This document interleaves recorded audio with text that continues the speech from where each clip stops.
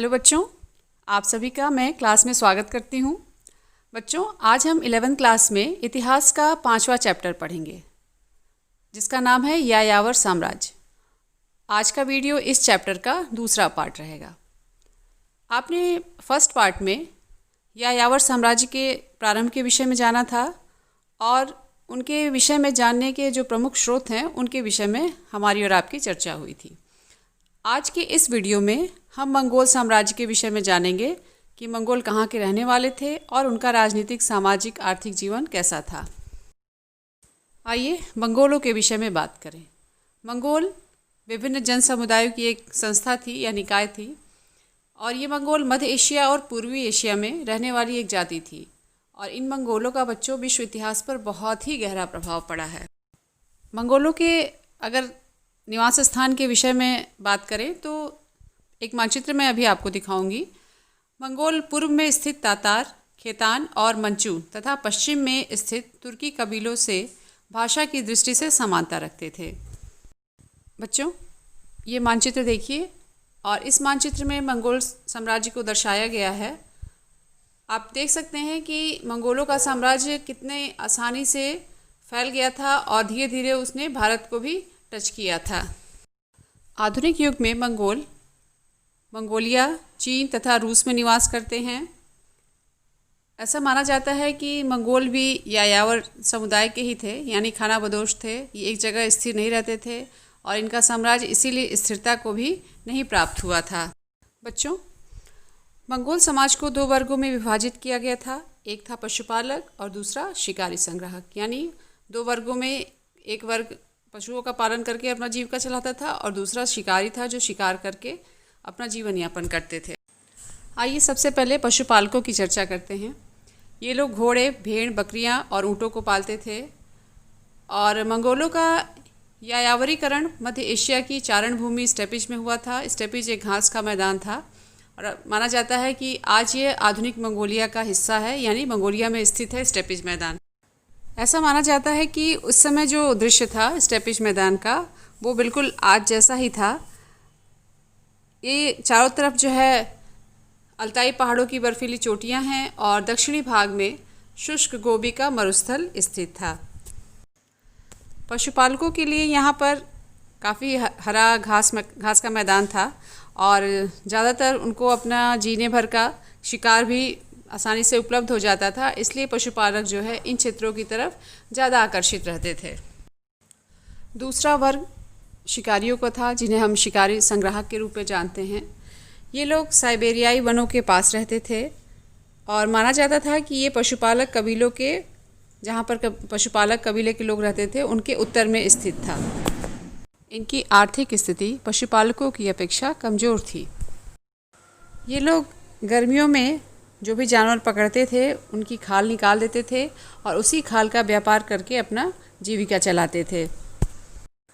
यहाँ पर तापमान में विविधता थी, यानी कभी बहुत ज़्यादा ठंड और कभी बहुत ज़्यादा गर्मी। इसलिए जो ये शिकारी संग्राहक लोग थे, इन्होंने या मंगोलों ने कृषि कार्य को नहीं अपनाया। वैसे भी ये क्षेत्र पशुपालकों और शिकारी संग्राहकों की अर्थव्यवस्था को संभालने लायक नहीं था, क्योंकि यहाँ पर तापमान में हमेशा परिवर्तन बना रहता था और इसी वजह से यहाँ पर कोई भी नगरों का उद्भव नहीं हो पाया, यानी एक सभ्यता का उचित विकास नहीं होने पाया। ये लोग तंबुओं और जरों में रहा करते थे तथा आवश्यकता अनुसार अपने पशुधन के साथ शीतकालीन निवास स्थल से ग्रीष्मकालीन चारण भूमि यानी स्टेपिज क्षेत्रों की ओर चले जाया करते। यही इनकी एक विशेषता थी, यानी कि एक जगह पर ये कभी भी टिककर नहीं रह पाए, इसीलिए इन्हें घुमंतु या यायावर कहा गया। आइए अब हम मंगोलों की सामाजिक व्यवस्था की चर्चा करते हैं। मंगोल जो है निर्जातीय यानी एथनिक और भाषाई संबंधों के आधार पर एक दूसरे से जुड़े हुए थे, लेकिन आर्थिक संसाधनों की कमी के कारण मंगोल समाज अनेक पितृपक्षीय वंशों में विभाजित था। यहाँ जो धनी परिवार थे उनके पास अधिक संख्या में पशु भी थे और घास के मैदान यानी चारण भूमि भी थी और उनके अनुयायी भी बहुत ज़्यादा थे। स्थानीय राजनीति में उनका दबदबा पहले से ही कायम था, लेकिन समय समय पर अगर कोई प्राकृतिक आपदा आ जाए, जैसे भीषण शीत ऋतु आ गई तो उस दौरान क्या होता था कि जो भी एकत्रित करके सामग्री रखी जाती थी उसको पाने के लिए इन लोगों में आपस में लूट खसोट की स्थिति उत्पन्न हो जाती थी। ये लोग पशुधन को प्राप्त करने के लिए लूटपाट करते थे और निर्बल परिवारों पर आक्रमण करके शक्तिशाली और संपन्न कुलों से मित्रता करने की एक टेंडेंसी को इन्होंने चला दिया था।